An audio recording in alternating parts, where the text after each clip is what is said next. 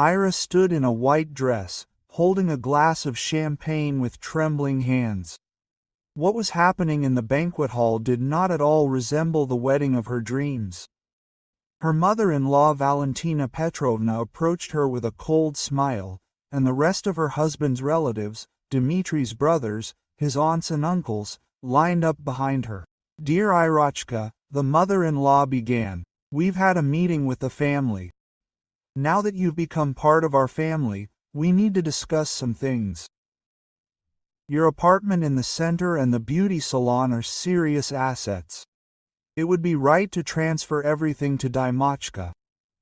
You understand that a man should be the head of the family and manage the property."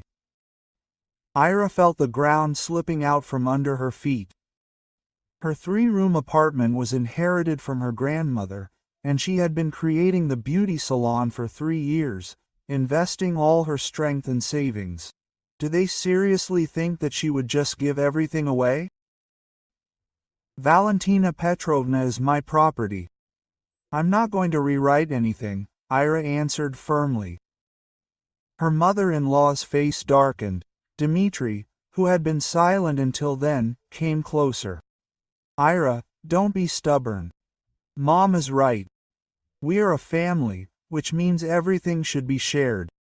And it would be better if I were the formal owner." "No," Ira said clearly. "And it would be inappropriate to discuss this at a wedding." At this point, Dmitri's brother Sergei intervened in the conversation. He was a large man with coarse features and had clearly drunk more than the norm. Quote, "Ish, how principled," he said rudely. "Do you think your nail polish makes you a millionaire? Without our Dimka, you're nobody." "Sergei, don't interfere," Ira tried to stop him. "And I will interfere," the man raised his voice. "You are now our relative. Which means you will do what your elders say." The guests began to look around, feeling the growing tension. Ira's parents, sitting at the next table, looked at what was happening with concern. "Ira, sign the documents," Dmitri said in a commanding tone. "Don't make a scene at our wedding." "This is not a scene, this is coercion," she objected. "And I won't sign anything under pressure." Valentina Petrovna stepped closer. Her voice became threatening. "Girl, you don't understand who you've gotten involved with. Our family knows how to get our way. If you don't want it the good way, it will be the bad way." "What do you mean?" Ira asked, although she already understood that she had fallen into a trap. "And I have," her mother-in-law grinned maliciously. "Accidents happen in life. Sometimes you don't close the window, you'll fall. Sometimes you don't turn off the gas, there will be an explosion. Sometimes the brakes in the car will fail." Ira went cold. Are they really threatening her openly? "Mom, what are you saying?" Dmitri tried to stop her unconvincingly. But Ira saw support for her mother's words in his eyes. "I'm telling it like it is," Valentina Petrovna raised her voice. "This upstart thinks that she can command in our family. I'll put her in her place in no time." Sergei grabbed Ira by the wrist and squeezed painfully. "Listen, beauty, don't play this. Sign the papers, while I beg you kindly." "Let me go." Ira tried to break free. "Or what?" He bared his teeth.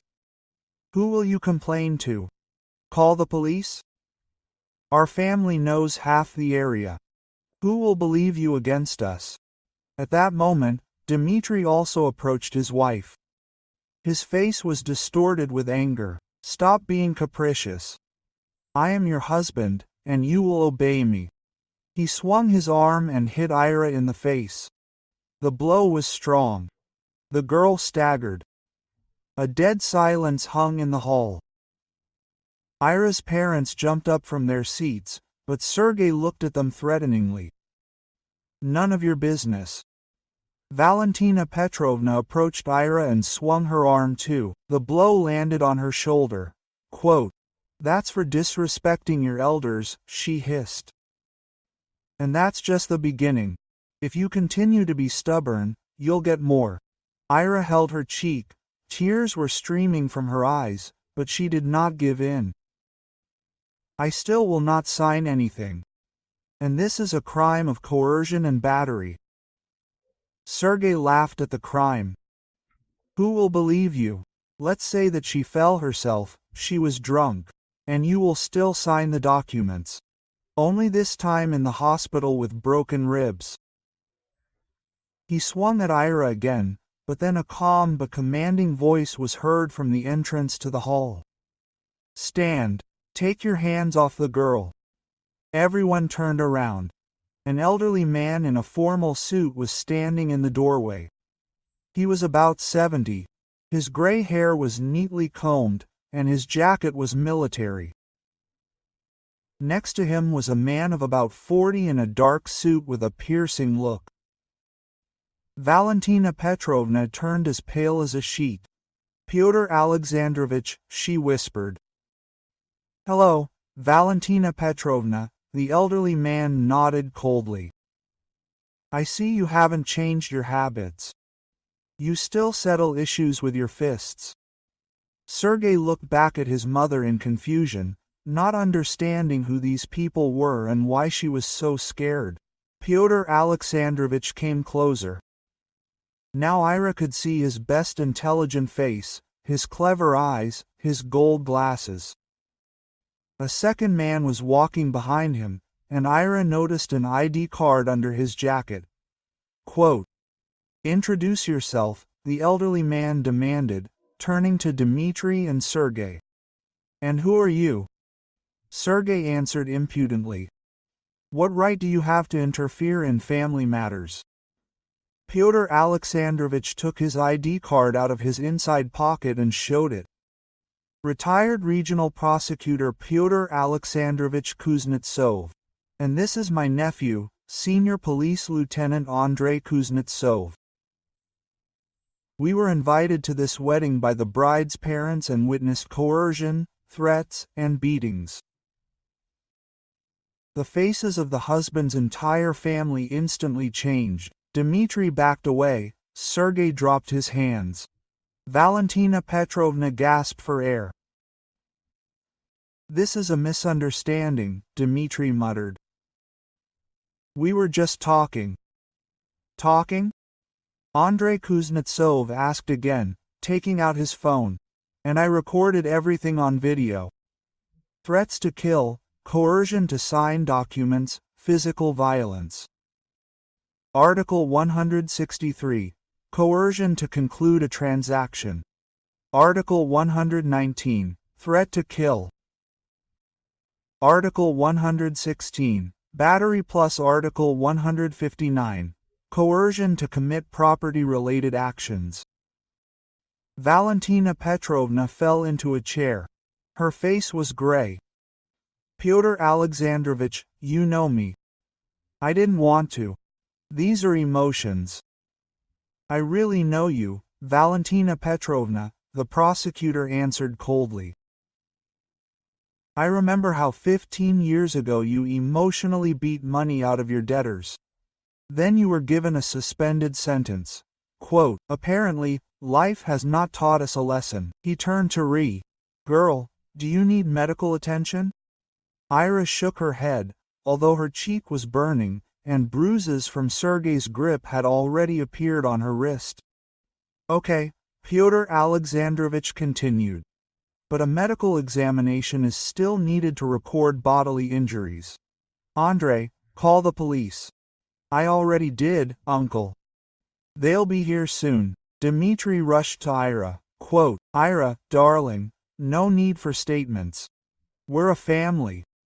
I got carried away, forgive me. But the girl backed away from him. Don't come near me. You hit me on our wedding day in front of our parents. What kind of family is that? Ira, please, Mom, tell her something. But Valentina Petrovna was silent, realizing that any word she said would only make the situation worse. Pyotr Alexandrovich approached Ira's parents, who had been sitting in shock the whole time. Quote, "I'm sorry it turned out this way. We've been friends with the families for a long time. Your daughter is a good girl. We won't let anyone hurt her." Half an hour later, police officers entered the room. They drew up a report, questioned witnesses, and recorded the assault.